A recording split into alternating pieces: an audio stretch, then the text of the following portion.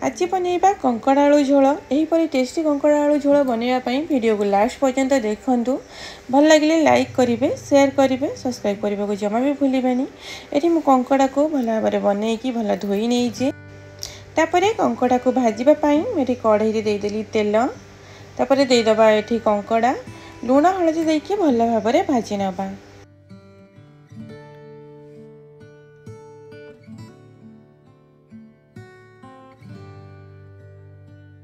आज ये कंकड़ा झोल को पूरापूरी गाँव स्टाइल बनैबा बहुत ही टेस्टी लगे। आपण मैंने वीडियो को लास्ट पर्यंत देखिले ही जानीपारे। ये कंकड़ा आमर भल भाव में भाजी आम एक गोटे प्लेट को काढ़ी नबा।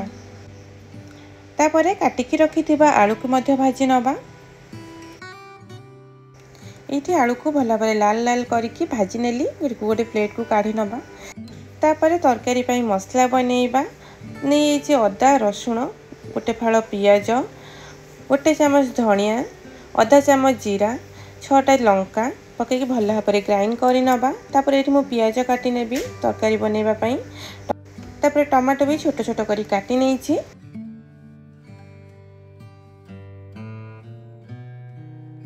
तापर तरकारी बनैबा कढ़ई देदबा तेल। तापर देदबा ये पियाज। पियाज को ये सरू सरू करके पूरा काटिकी नहीं। पियाज को भल भाव में भाजी नबा।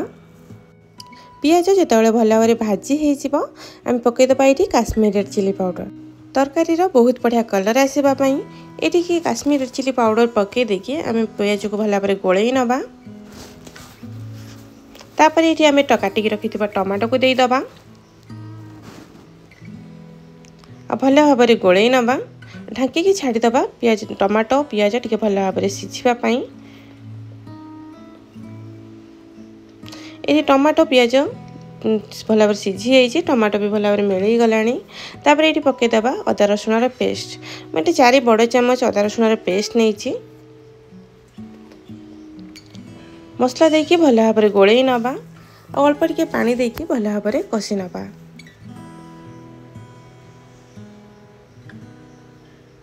तापर देदबा स्वाद अनुसार लुण हलदी आ फिश मसला देकी मसला को भल भाव में गोलई नबा। मसला को जिते भल भाव में आम कषा तरकारी टेस्ट सेते बढ़िया आसो। मसला को यही भाव में भल भाव में गोलई सारा पर मुझे अल्प पानी देदेली। भल भाव में गोलई देकी ढांकी छाड़ीदेली 5 मिनिट। मसलू पानी मरवा सहित मसला भल भाव में सिझ भल भाव में कषि हम। ये ढांकणा खोलिकी मसला को भल भाव में गोलई नबा।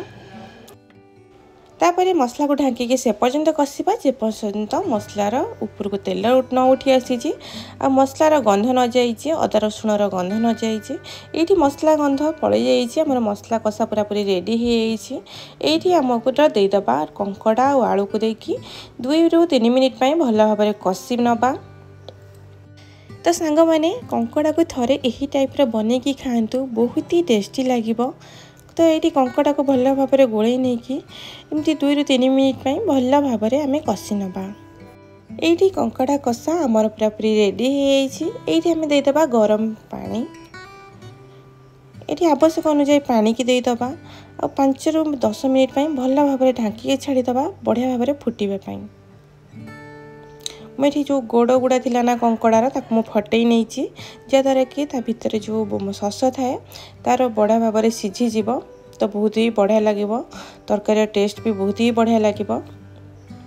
ये कंकड़ारे पानी देकी भल भाव में गोलई नेली 5 ରୁ 10 मिनिट छाड़ीदबा भल भाव में फुटापी। तो ये 10 मिनिट पर देखी नियंतु तरकारी कलर केते सुंदर आसी जाइए।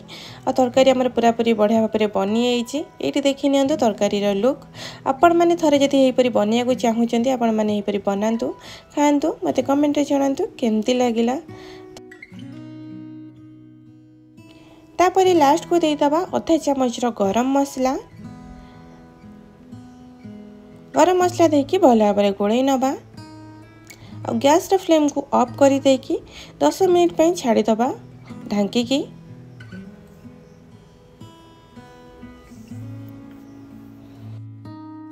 ये तरकारी बनिकी पूरापूरी रेडी माछ मांस मटन को काटिकी रखिदब। ये कंकड़ा आलू झोल थरे यहीपरि बनईकि देखु बहुत ही टेस्टी लगे। आपण मानक बहुत ही बढ़िया लगे। तो गाँ स्टाइल कंकड़ा आलू झोल। तो वीडियोटी केमती लगिला कमेंट माध्यम निहाती जनइबे। भल लगी लाइक करने सहित सब्सक्राइब करने को जमा भी भूलें। तापर ये कंकड़ार प्लेट आम बाढ़ी नवा। ये कंकड़ा तरकारी को बाढ़ी नेली, तापर भात को बाढ़ी नेली, ता सहित अच्छी पियाज कंचा लंका। भात तो पूरा 2 थाली उठीज। आपण मैंने थे यहपरी निहाती बनईकि खातु। तो ये आम कंकड़ा तरकारी बनिकी रेडी हो गला। तो तापर प्रथमे गोटे प्लेट भल भाव में बाढ़ी नेली, देदेली खावाई। तापर से पूरा मन खुशी रे खाई देथिले, कहीं प्रियर कंकड़ा आलू झोल बनी पुणी गाँ स्टाइल। तो रही पुणी देखा नेक्स्ट वीडियो रे नुआ रेसिपी सह।